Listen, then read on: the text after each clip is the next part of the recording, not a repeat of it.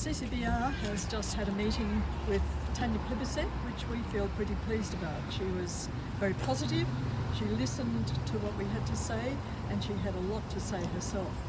We covered some key issues in the half hour that we were allotted, and we particularly appreciated it because today is the day that the election campaign has been announced. So we felt we had her full attention.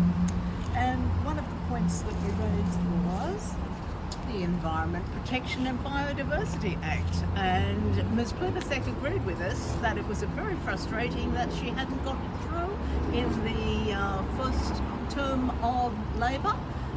We didn't get an agreement about the need for a climate trigger, but we will go on advocating for one because it's so important.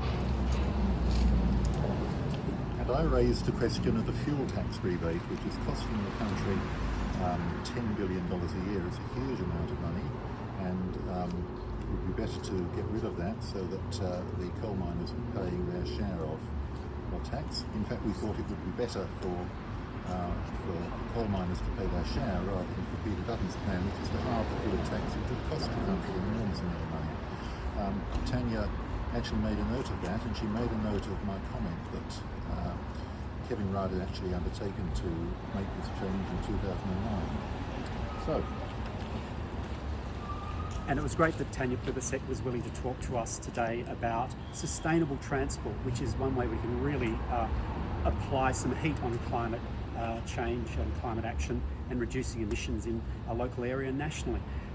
In particular, it was about more active transport, more walking, more cycle paths, more walking paths, and better public transport that joins up with all those other modes of transport and reduces our dependency on cars, which, as we know, contributes to a good deal of Australia's carbon emissions.